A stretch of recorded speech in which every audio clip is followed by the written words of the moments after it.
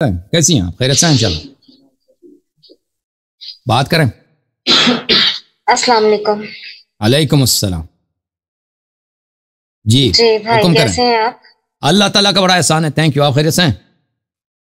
جی الحمدللہ. آپ سے 2-3 باتیں مجھے پوچھنی تھی. میں جی اہل سنت سے سیدہ صوفیہ سرور جی بات کر رہی ہوں.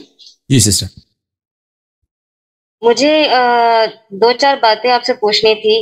ایک تو مجھے یہ بتائیں کہ امی عائشہ پر آپ کا بہت اعتراض ہوتا ہے. ہم لوگ جب میری بیٹیاں ہیں 3 تو ظاہر سی بات ہے جب میں اپنی بچیوں کی شادی کروں گی تو انسان دیکھ کر کروں گی کہ سامنے والا اس قابل ہونا چاہیے کہ کل مجھے یا میری بیٹی کو کوئی مسئلہ نہ ہو یا مجھے پچھتانا نہ پڑے. جی تو مجھے یہ بتائیں کہ جن کی خاطر دنیا بنی نبی کریم صلی اللہ علیہ وسلم ہمارا ایمان ہے ان پر. جب اللہ کی ذات نے امی عائشہ کا نکاح ان سے پڑھوایا تو کیوں ایک اپنے پاک محبوب کو جن کی خاطر دنیا بنی، جن کی خاطر زمین آسمان بنے، جنت دوزخ بنی، یہ سب کچھ، تو پھر اللہ نے اپنے اتنے پیارے نبی کا نکاح ایک ایسی عورت کے ساتھ کیوں کروایا کہ جو پاک بھی نہیں تھی، جو صدیقہ بھی نہیں تھی؟ پہلی شادی نہیں تھی. جو پہلی شادی ہوتی ہے انسان اولاد بنانے کے لیے، گھرانہ بنانے کے لیے. ان کا گھرانہ کس کے ساتھ ہے؟ حضرت خدیجہ سلام اللہ علیہا کے ساتھ ہے. ٹھیک ہے نا. بچے کن سے؟ حضرت خدیجہ سلام اللہ علیہا سے. اولاد کن سے؟ نسل کس سے؟ حضرت خدیجہ سلام اللہ علیہا سے. ٹھیک ہے نا. تو اللہ تعالیٰ نے آپ سن لیں، آپ میرے ساتھ میں تو شامل ہے نا. آپ سن لینا میری بہن، آپ سن لینا کہ شادی کیوں پہلے بھی اس بات کو سن لیں. دیکھیں رسول صلی اللہ علیہ وسلم تو 15 بیویاں، لیکن ان کی جو اصلی بیوی ہے، فرسٹ وائف ہے، جن کے ساتھ ان کا گھرانہ بنا ہے، جن کے ساتھ انہوں نے زندگی گزاری ہے اور کسی اور کو شریک نہیں کیا اس میں، وہ صرف حضرت خدیجہ سلام اللہ علیہا. عائشہ وغیرہ کوئی بھی نہیں ہے. اور جن سے ان کی نسل پاک چلی ہے وہ حضرت خدیجہ سلام اللہ علیہا. اب ہجرت کے بعد رسول اللہ صلی اللہ علیہ وآلہ وسلم کے حالات ایسے تھے کہ رسول اور مسلمانوں کے حالات ایسے تھے کہ مسلمانوں میں بیوائیں بہت تھیں جن کی شادی نہیں ہوتی تھی، ان کو سپورٹ کی ضرورت تھی. اور رسول پاک صلی اللہ علیہ وسلم کے دشمن بہت تھے اور مختلف قبائل کے دشمن تھے. تو رسول اللہ صلی اللہ علیہ وسلم نے مختلف قبائل سے شادیاں کی ہیں. یہود سے بھی شادی کیا. ان کی ایک بیوی یہودی خاندان سے جناب صفیہ بنت حیی ابن اخطب، اور ابو سفیان کی بیٹی سے. ابو سفیان اس وقت جو مشرکین مکہ کا سردار تھا. ام حبیبہ سے، وہ ام حبیبہ جو ہے اس کی شادی تھی ایک صحابی سے، وہ حبشہ چلی گئی، وہاں سے وہ مر گیا وہ آدمی، پھر وہ مدینہ آئی تو رسول پاک صلی اللہ علیہ وسلم نے اپنے دشمن کی بیٹی سے شادی کی. ٹھیک ہے نا. اس کی وجہ کیا ہے؟ اس کی وجہ یہ ہے کہ بہت تعداد میں عورتیں تھیں جن کی سرپرست نہیں تھی. اور اس کے علاوہ مختلف قبائل کو اسلام کی طرف ترغیب دینے کے لیے ان قبائل سے اگر وہ شادی کر لیتے تو پھر وہ رسول پاک صلی اللہ علیہ وسلم سے دشمنی کم کرتے. آپ نے جو سوال کیا ہے کہ دیکھیں اللہ تعالیٰ نے نبی صلی اللہ علیہ وسلم کو کی شادی کے لیے ایسا انتخاب کیا، بری عورت کا کیسے انتخاب کر سکتا ہے؟ ملاحظہ میں اس کا جواب دے دوں گا، لیکن سب سے پہلے یہ سن لیں آپ کی اپنی کتابوں میں دیکھیں رسول پاک صلی اللہ علیہ وسلم کو نسجیر اللہ کافر زادہ مشرک زادہ آپ کے علماء کہتے ہیں.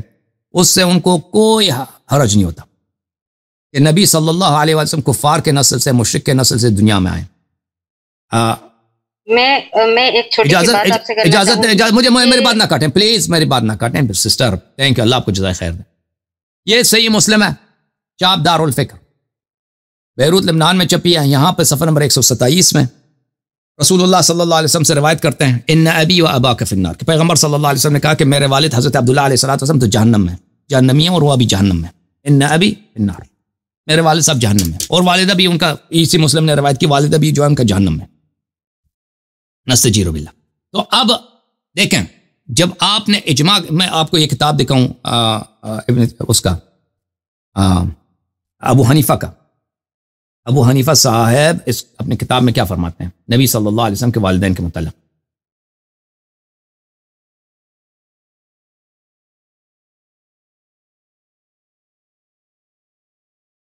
یہ رسالہ ہے معتقد ادلت ابی حنیفہ فی ابوی الرسول صلی اللہ علیہ وسلم. ابو حنیفہ رسول صلی اللہ علیہ وسلم کے والدین کے متعلق کیا کہتے ہیں؟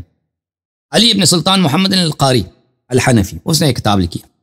یہاں پہ لکھتے ہیں وہ کہ ابو حنیفہ نے، امام اعظم ابو حنیفہ نے اپنے کتاب الفقہ اکبر میں کہا ہے ووالدہ الرسول صلی اللہ علیہ وسلم مات علی الکفر، رسول صلی اللہ علیہ وسلم کے والدین، دونوں والدین ماں باپ کافر مشرک تھے۔ دیکھیں آپ کے فرقے کو نبی صلی اللہ علیہ وسلم کے والدین کریمین کو کافر کہہ کر کوئی شرم نہیں ہوتی، کوئی حیا نہیں ہوتی، اور سب سے بڑی گالی جو ہے کسی شخص کو کافر زیادہ مشرک زیادہ کہنا ہوتا ہے، سب سے بڑی تنقیب سے ہی ہے۔ اور انما المشرکون نجس، قرآن فرماتا ہے مشرکین تو نجس ناپاک ہیں، رسول صلی اللہ علیہ وسلم کو ناپاک ریشوں سے، ناپاک دامن سے، ناپاک صلب سے، ناپاک بطن سے آپ قائل ہو گئے کہ دنیا میں آئیں۔ اچھا، اور دوسرے جو انبیاء ہیں قرآن فرماتا ہے ان اللہ اصطفى آدم ونوح وآل ابراہیم وآل عمران علی العالمین، اللہ نے آل ابراہیم کو برتری دی، آل عمران کو برتری دی۔ ہمارے نبی صلی اللہ علیہ وسلم کیا مشرک، نسجیر باپ بھی مشرک، نبی بھی، اور ان کی والدہ بھی مشرک۔ تو یہاں پہ تو کوئی اگر دیکھیں، اگر بات یہ ہے کہ اللہ تعالیٰ نے نبی صلی اللہ علیہ وسلم کے لیے چنتا ہے تو والدین کو کیوں نہیں چنا بھائی؟ اور بھائی منطق بھی کوئی چیز ہے، بیوی زیادہ اہم ہے یا ماں باپ زیادہ اہم ہے؟ ماں باپ زیادہ اہم ہے۔ ان کو آپ لوگ مشرک کہہ کر آپ لوگوں کو کوئی تکلیف نہیں ہوتی، اللہ کے نہ کوئی آیا ہے، کچھ بھی نہیں ہے، کچھ بھی نہیں ہے، بلکہ آیا قرآن کیا فرماتا ہے وَقَدْ نَرَى تَقَلُّبَكَ فِي السَّاجِدِينَ، رسول صلی اللہ علیہ وسلم کے سب آبا ساجدین تھے، اللہ کے اولیاء تھے۔ بہرحال اب آتے ہیں عائشہ کے متعلق۔ دیکھیں اللہ تعالیٰ کو یہ پتا تھا کہ لوگ یہی کہیں گے کہ عائشہ تو نبی صلی اللہ علیہ وسلم کی بیوی ہے، نبی صلی اللہ علیہ وسلم کی بیوی ہے، تو لوگ ان کی بیوی ہونے کی وجہ سے جو بھی عائشہ کہے گی، جو بھی عائشہ کرے گی اس کی تصدیق کریں گے، اور کیونکہ عائشہ کی تعظیم ہے بھائی، وہ نبی صلی اللہ علیہ وسلم کی بیوی ہے۔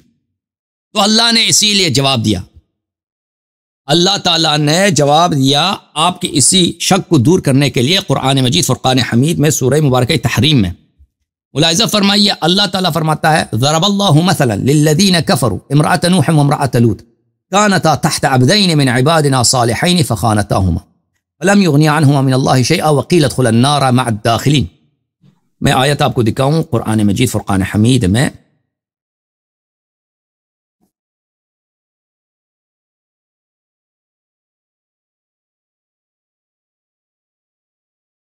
کہ اللہ تعالیٰ فرماتا ہے کہ میں نے دو مثال دیا اس کے لیے کافروں کے لیے، ایک حضرت نوح علیہ السلام کی بیوی اور ایک حضرت لوط علیہ السلام کی بیوی، کانتا تحت عبدین من عبادنا صالحین، یہ دونوں ہمارے دو صالح نبیوں کے عورتیں تھیں، بیویاں تھیں، فخانتاہما اپنے شوہروں سے انہوں نے غداری کی، فلم یغنی عنہما من اللہ شیئا، تو جو ان کا جو رشتہ تھا لوط کی بیوی کو لوط علیہ السلام کے ساتھ، نوح علیہ السلام کی بیوی نوح کے ساتھ، اس رشتے کا کوئی فائدہ نہیں ملا۔ وقیل ادخلا النار مع الداخلین، اور ان سے فرمایا گیا کہ تم جہنم چلے جاؤ جہنمیوں کے ساتھ۔ اچھا یہ اللہ نے کیوں بولا، یہ آیت کیوں نازل کیا، کیوں نازل کیا؟ یا اللہ نے اسی لیے نازل کیا کہ اس سے اصل مراد عائشہ حفصہ ہیں، عائشہ اور حفصہ۔ یہ کتاب تفسیر فخر الرازی المجلد 11، یہاں پر